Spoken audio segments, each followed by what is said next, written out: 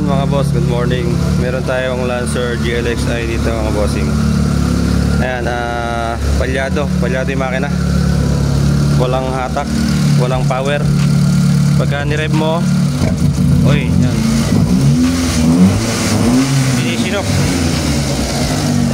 Sinisinok yung makina niya pagka nire-rev. Ayan, dito tayo sa loob mga bossing. Ayan, kung mapapansin nyo yung idle niya nasa 1,400 RPM. Tapos hindi stable mga boss. Ayan. Ayusin natin to mga bossing. Ayan. Ayan mga boss, low power. Sasagot ko yung yung tagal.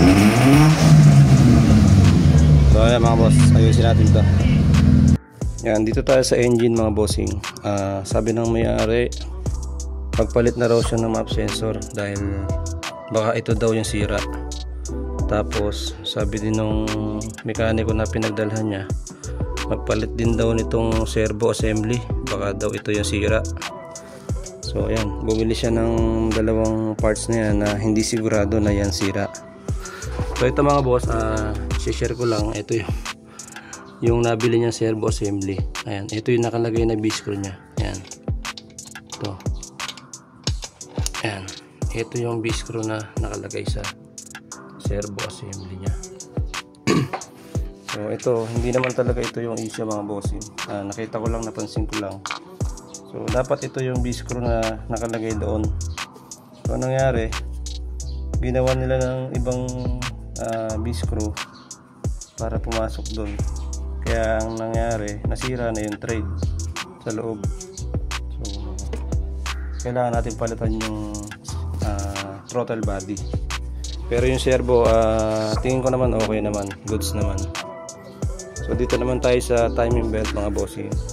Kaya napansin ko din dito ay ito, mayroong linya sa gitna, medyo palalim na to. Ayan.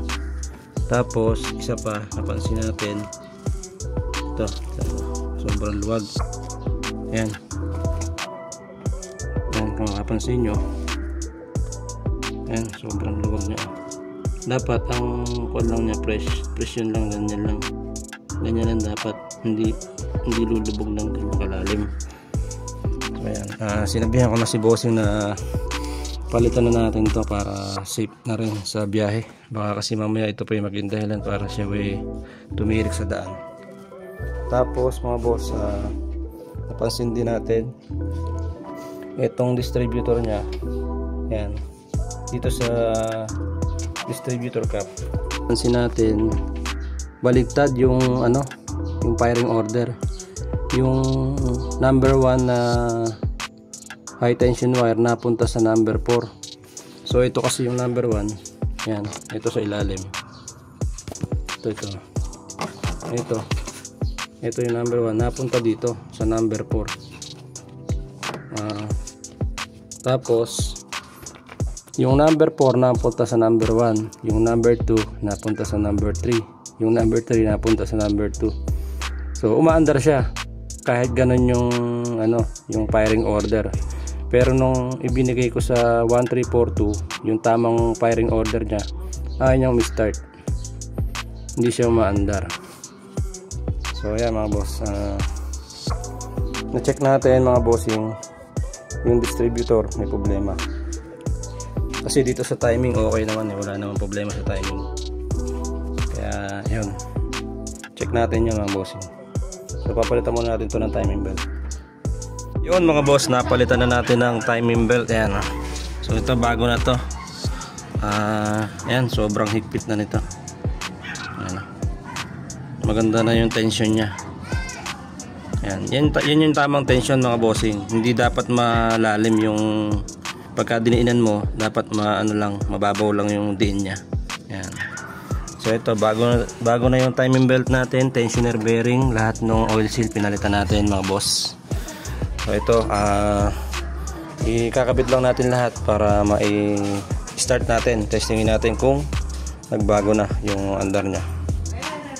So dito pala boss, yung distributor niya, yung pinaka pin niya dun sa dulo baligtad. Bali simula pala nung nabili ni bossing yung kotse, 3 beses or ilang beses lang niya nagamit. Na-stock na ng matagal, halos kulang 1 taon niya na-stock sa bahay. Ang naging problema dito sa may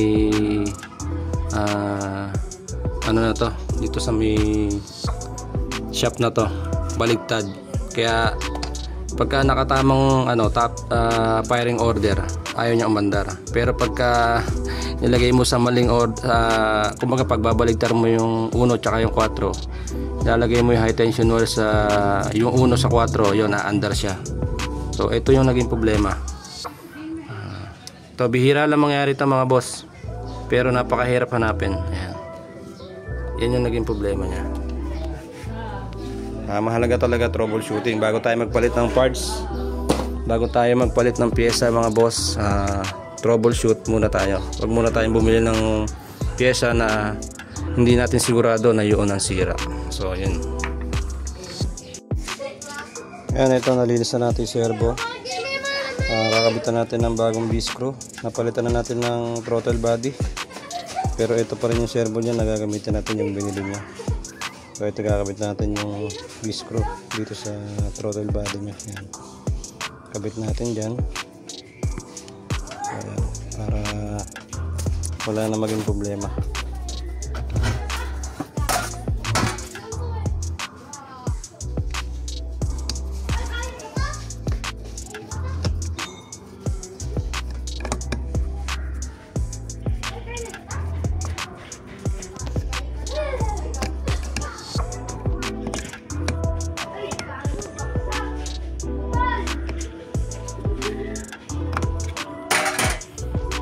Ayan mga boss, nakikabit na natin yung bagong V-screw.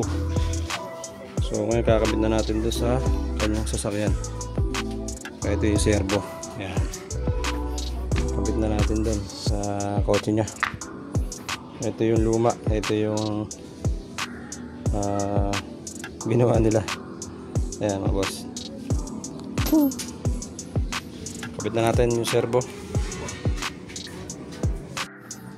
Ayan bossing, ito yung update natin sa kotse. Hindi pa naman tapos to, pero ito update natin. So resolbahan natin yung problema, pero may mga gagawin pa tayo. Ayan. Start natin yung engine. Ayan. So wala check engine, start natin. Ayan, may cold start na boss. Ayan. So ayan, kalmado na yung makina. Ganda na yung minor. Bagong linis yung servo, nilinis ko na rin servo. Bali ang gagawin pa natin bukas, linis injector, tapos calibrate TPS tsaka yung fuel line mixture. Tapos ita-timing natin, lalagay natin sa timing nya. Ayun, yan update boss. I-rev ko.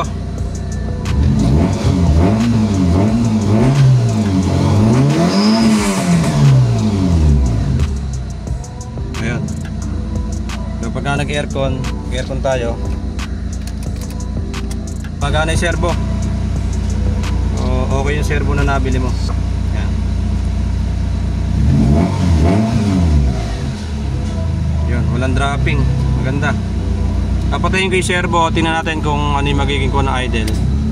Ayun, umangat pa, bumaba. Ayan, sakto. Yan, magagamit mo na to boss ng maayos. Bukas pwede na siguro itong i-release.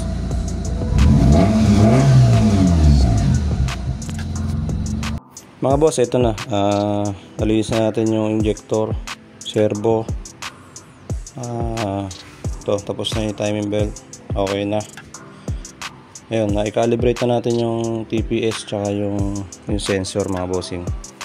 So ngayon ang gagawin natin, mag-i-start tayo. Tingnan natin kung ano yung pagbabago sa ginawa natin. Tara, start tayo mga boss.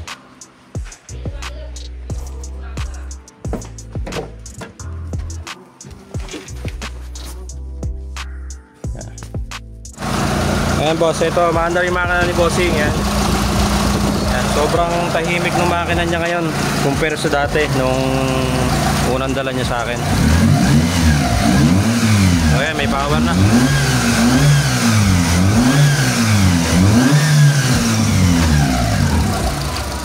Ganda ng kondisyon ngayon mga boss. Ayan. Tahimik. Tahimik na yung makina.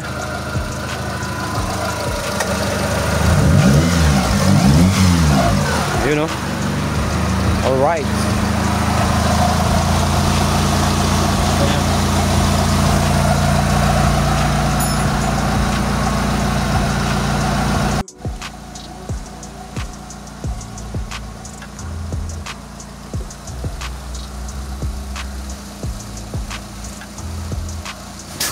Dito ay pinaandar lang natin yung makina mga boss. Sinindihan natin yung aircon. Talagang ina-obserbahan natin kung ano pa yung lalabas na problema sa makina ni Bossing. Ayun. So para okay naman, gumagana lahat ng pan, nag-automatic siya kapag naka-aircon tayo mga boss. So yun, test drive tayo mga bossing. Yan, dito nga mga boss ay tinest drive ko na yung ating ginawang sasakyan. So far so good mga bossing. No more low power. Ay pinagbago no. Wala nang delay. Wala nang delay. Wala nang gaganon-ganon. Jug wagan. Sarap ng gamitin yan. Everyday use mo na yan.